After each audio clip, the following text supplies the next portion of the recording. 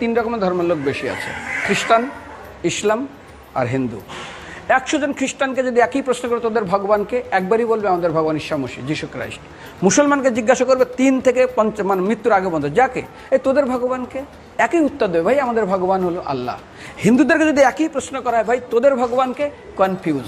100% Hindu 100% confuse, জানে না ভগবানকে।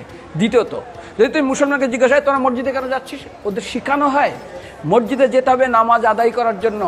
সপ্তাহে ওরা 100% একদিন মসজিদে যাবেই। তুমি যদি খ্রিস্টানদের জিজ্ঞাসা করো তোমরা কেন কোথায় যাবে, কোথায় যাও না, আমাদেরকে একদিন তারা চার্চে যাবে। কেন? ঈশ্বরে প্রার্থনা করার জন্য। ওদের শেখানো হয় জন্মের থেকে, এটা সংস্কার।